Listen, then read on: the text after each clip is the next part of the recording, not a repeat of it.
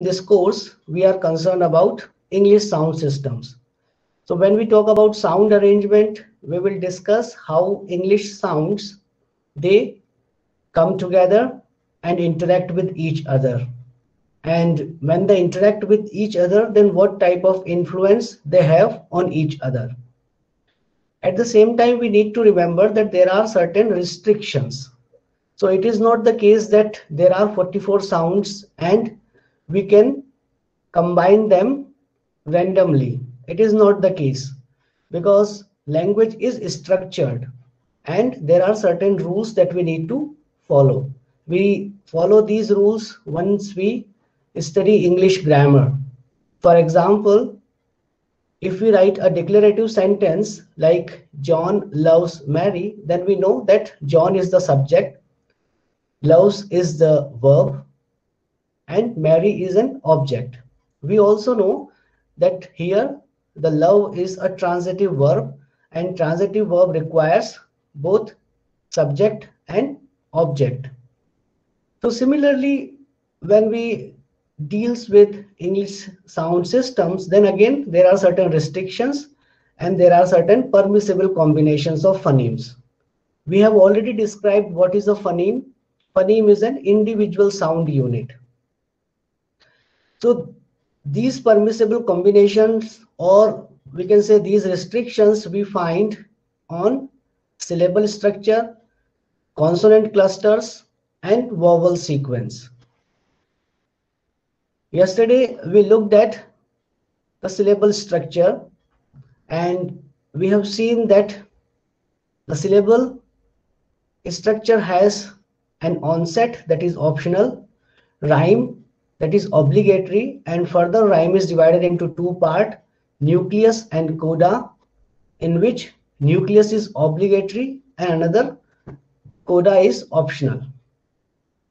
So what comes under onset and coda? We have discussed that on onset and coda, consonant or consonant clusters can occur. And what comes under nucleus? Vowel or vowel sequence. They can come under nucleus. We have previously discussed that vowel is the loudest. So when we have a word and the word is monosyllabic, then we are sure that in that particular word, either a vowel or vowel sequence is the loudest, and therefore it is the peak or nucleus of that particular syllable. And if it has an onset and a coda, then they are less louder than the nucleus. So we have example like cat, and we have seen that in the word cat, we have three sounds, k, a, t, and a is the nucleus because a is the vowel sound here we have. Other examples we have seen where there is no onset, because we know that onset is optional. There are certain words, they start with the vowel sound. For example, is and e is the vowel sound, so it will be the nucleus, and coda is z sound here.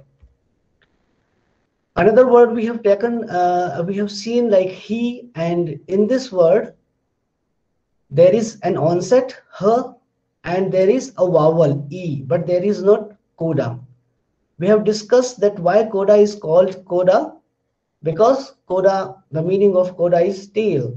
So there is no consonant tail after the vowel. So h and e sound that are there only in this particular word.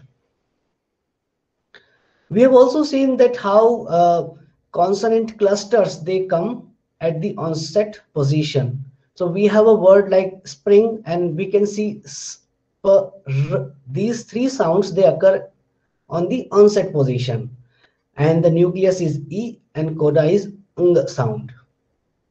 So in onset or in coda, we can have one consonant or we can have more than one consonant, and when we have more than one consonant sound, then we call them consonant cluster. Similarly, under nucleus, we can have a vowel or a vowel sequence. We have seen examples where we have only one vowel, but we can have a diphthong as well, and we can have a vowel sequence as well. We have seen one other word like like we are going. And as you know that the final r sound is dropped in the English language. So here there is only nucleus and there is no onset and there is no coda. So there are various words, and you can use syllable structure through which you can draw the diagram like this.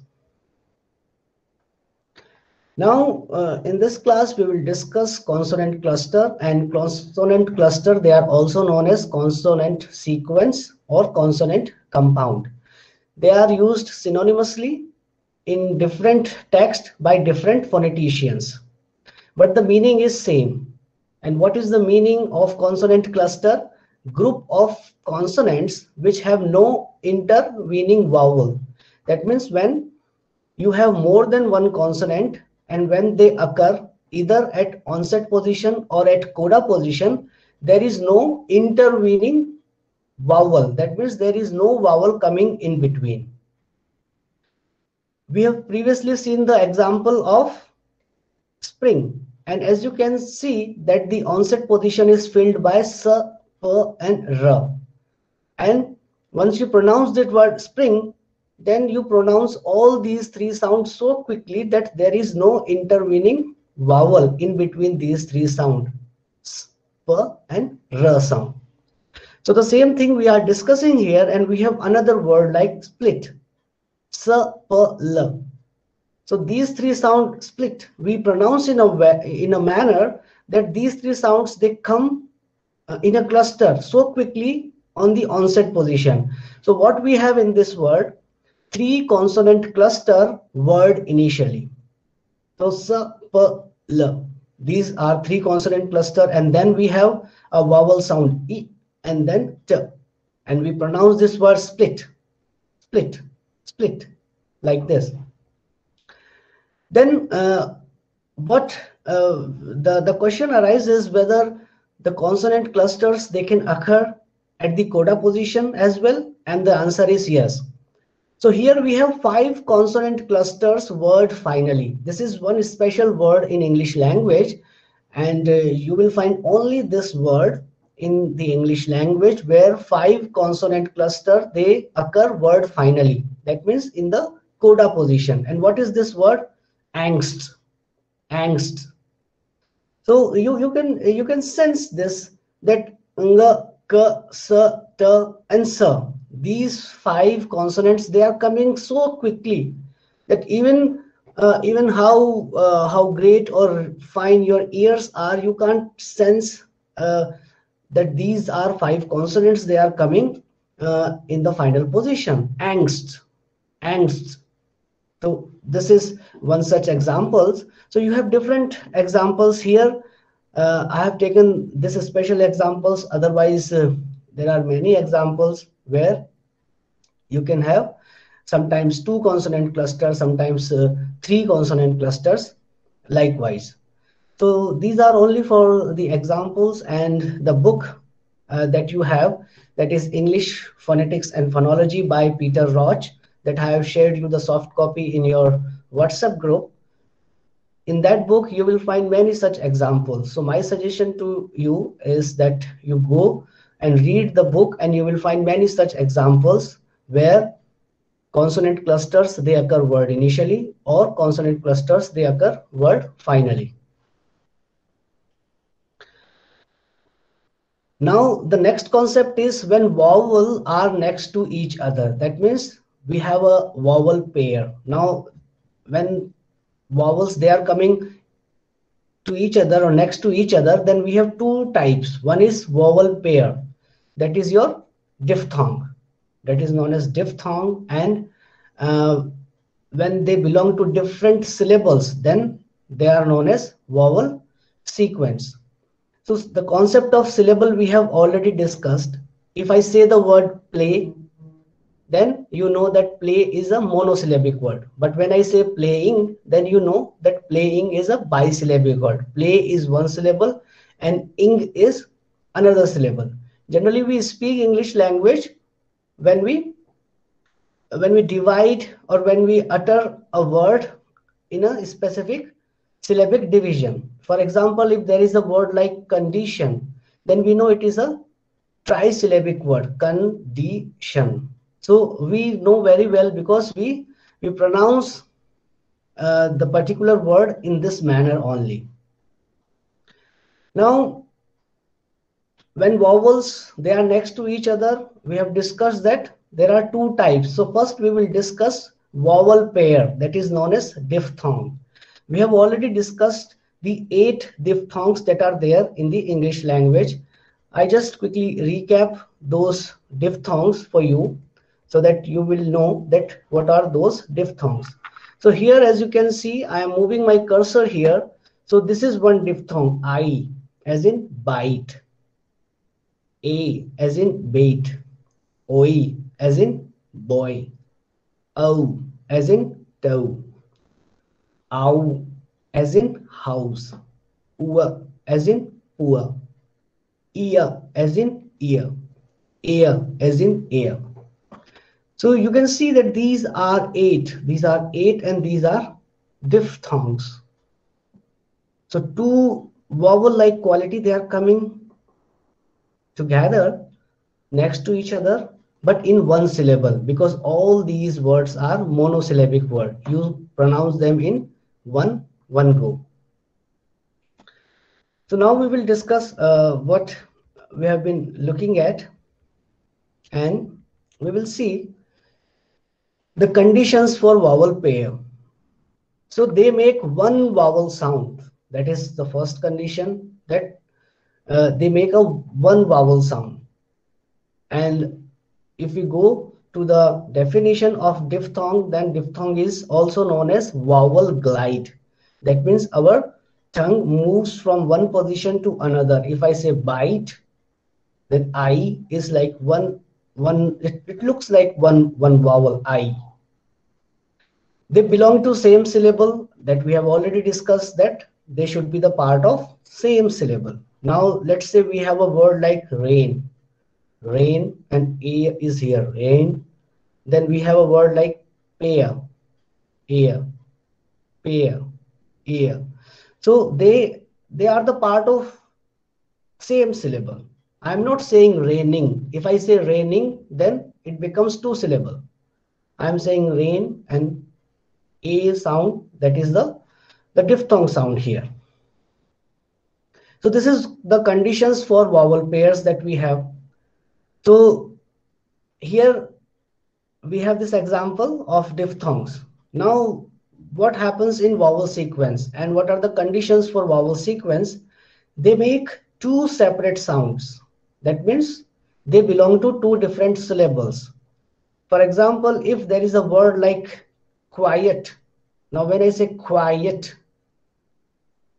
so some people say quite.